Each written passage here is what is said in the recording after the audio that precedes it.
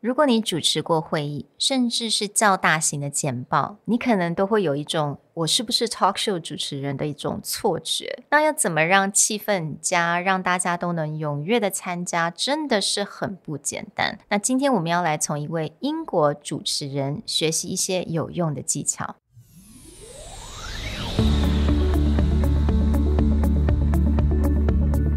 Hello， 欢迎来到 Executive Plus 主管与沟通力的 Podcast。I'm Sherry, an educator, certified coach, and style enthusiast. 我相信专业有效的沟通是语言跟逻辑的完美结合。And I'm Nick, a startup consultant, corporate trainer, and late-night gaming junkie. I believe great communication requires the right mindset and solid frameworks. 我们希望带给大家职场英语的技能、跨文化沟通技巧与其他能帮助您成为出色领导者的工具。Join us each week as we share our experience, research, and methodologies to take your communication and language skills from good to great.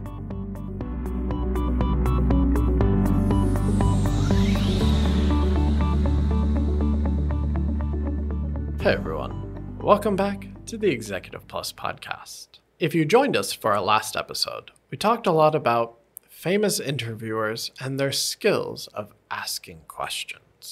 Today, we want to bring in one more talk show host, but someone whose format is a little different so that we can learn a different skill. That talk show host is Graham Norton. Now, Graham Norton happens to be one of my favorite talk show hosts because he brings out a panel of celebrities. Yes. Last episode, we talked a lot about people who handle one-on-one interviews.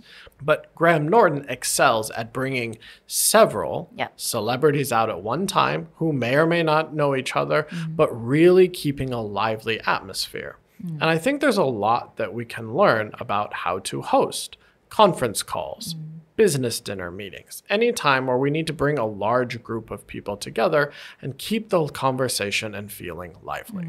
常常跟 Nick 聊天的时候，我们有时候提到我们之前在教书的经验。我每次在教书的时候，尤其是在主持大班的时候，可能25个学生或者是30几个学生的时候，我都会觉得自己好像是 Graham Norton. I'm not as good as he is, but 我都会觉得我是不是一个 talk show 的主持人？因为真的你要让不同的人在同一个环境里面学习，而且要让气氛非常的好。真的不是非常的容易 right? And I think we can learn a lot from him on how to host a conference call. 现在我们做生意的方式，或者是我们 run business 的方式，就是借由 conference call， 因为现在大家还不太能够到处的旅行。那这个时候呢，当我们要做 conference call 又更难了 right? 我们没有 face to face， 我们没有这种 body language， 或者是你看不到他的这种facial expression， 有的时候真的是很困难，尤其是在这种掌控气氛，然后让大家能够有参与感，这个真的是一个很需要一些特别的技巧。那我觉得我们今天从 Graham Norton 身上可以学到这些。There's actually an interview that Graham Norton does where he talks a bit about his mindset of how to handle this kind of panel guests. Now, the first rule we think is important, but you can't always apply it. Yeah. This is definitely more of a dinner party situation as opposed to a daytime formal conference call. But his first advice is provide drinks. And he's talking about alcohol specifically. And if you guys watch his show on YouTube videos, you will know that they always have some alcoholic drinks in front of the guests. Some guests get drunk on them, which is not, I think it's Mark Wahlberg. He got drunk on the show. Yes. But I think even as a conference call or a business meeting, let's say business meeting in a conference room, I think we can still apply this as to you bringing coffees, right? Or you bringing a box of donuts just for your meeting guests. And I think that's equally appreciated.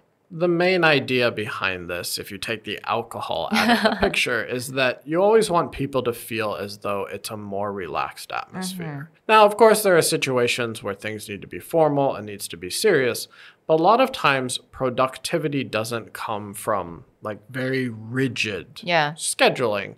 Productivity comes from the feeling that people can feel relaxed so they can contribute.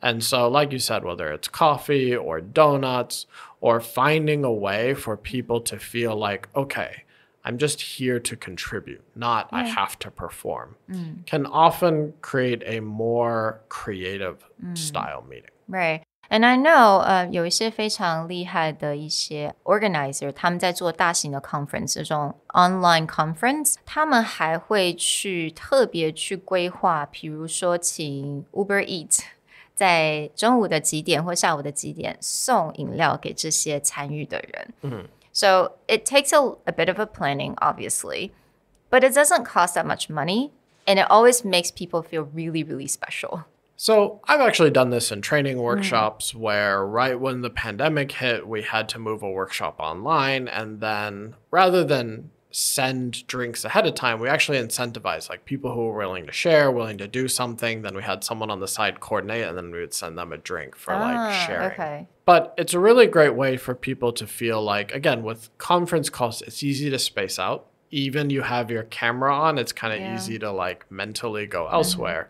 So finding drinks or finding some kind of way to keep people engaged goes a long way. And number 2, 他又接下来讲到了 you focus on the one that speaks.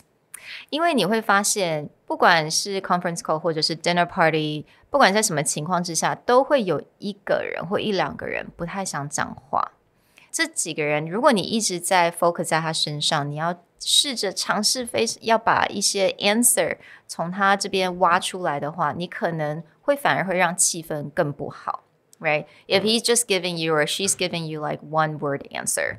So instead of focusing on this person, you direct your focus on someone else that's willing to provide and give you feedback.Now, this doesn't mean ignore the other people, but as Sherry said, especially in this online situation, you need the energy level to stay up. So finding the person who is willing to be a bit more open and kind of use them as an opening ground, like asking the general question, allow the person to speak, but once that person has spoken, it's also given other people time to process. So then you can go back.Because if you go directly at the quiet person, you probably get one word, you won't get much of an answer. But if you let one person kind of keep the energy up, talk and answer, then with a more directed question, you can bring it back to other people to contribute. Yeah, absolutely. And I think the next one is probably the greatest thing that Graham Norton does on a show is that he knows how to relate one guest to another by simply asking,Oh, so-and-so, I know your actual childhood idol is on the couch today with you. Yeah, he's very good at that. But even in cases because he's a British talk show host that's actually filmed in England, but they have a lot of American guests and British guests. These are two Hollywood versus the England movie scene. They don't always cross, especially like the TV show stars. They don't have a lot of crossover.But he's very good at going, okay, both of you know this other third person, or both of you have worked on this project or know this. So he can start to bring them together and have a conversation. Even though they may not have directly worked together, he's always good at that. And we've talked about before, like conversation openers of like, how do you know the host? So in his case, he's reversing it where he's going, okay, both of you know this person. How do you feel about acting?with that person? How did you feel about working on this project with maybe this similar director? And that usually gives them a common ground to start the conversation. So I think what you said is really important is getting that common ground. 你找一个他们共同点，共同的人，共同的一个 project， 你可以就借由这种方式能够让他们能够有一些参与的机会，然后感受到这个 connection， right？ 让他们有一种连结的机会。Yeah. Right. So if you're running a conference call and let's say you have multiple parties from different countries or different companies on there and you need to find a way to connect them, thinking ahead of time of what are the common ground that some of them might have that you can get them to feel more collaborative becomes really important. Now, the last one, I think it's a really smart If he's gonna ask a question that requires some thinking for the guest, right? 他可能问这个 actor 从小的某一个故事，那这个时候需要大家想一下，那他不想要让这个 actor 感受到那么多的 pressure, right? All eyes on him or all eyes on her. 他会稍微让他准备一下，在节目之前会跟他们先告知一下。那其实我们在做 conference call 的时候也可以用这个技巧，也就是你可以去 set 一些问问题的人 right? 如果你这个时候你很希望大家有参与感，问你问题，你可以先 email 1-2个人说 OK, could you guys ask me this following questions when I'm done? So once you have these couple of people asking you questions, 其他人会比较自然的可以想再问一些 follow-up question， 所以我觉得这是非常聪明的方式，尤其是当你第一次或者是你刚开始要主持这种大型会议。Another way that you can use this type of advice is also in the way that you frame questions to the audience. Because this is something that, like in our last episode, we talked about with Sean Evans. When he does his research, or when Graham Norton does research, when he asks a question, he doesn't automatically assume the person knows exactly what he's trying to ask. And so usually they'll preface it with like, okay, I was reading this magazine, and in that interview, you talked about this thing. Could you tell us a little bit more about that? But basically what it is in his question, he preps them for where this may have came. Okay. It's not just, what do you feel about this thing? So same like in a conference call meeting, if you just look at someone and go, okay, like tell me about your plan for this project. If they haven't prepped or if you haven't told them ahead of time, that may seem like, oh, which part of the plan? What thing do you want me to talk about? But if you can phrase it out earlier, be like, okay, in our last meeting, you talked about you had a plan to do this and we had option A and option B. Yeah. Could you talk a bit about more of option A? It actually, that setting them up gives them the ability to go, okay, what's the context and how do I get in? Otherwise, you might just be like, okay, did you make a decision from last week? And be like, which decision? Which thing are we talking about? And it makes it very awkward.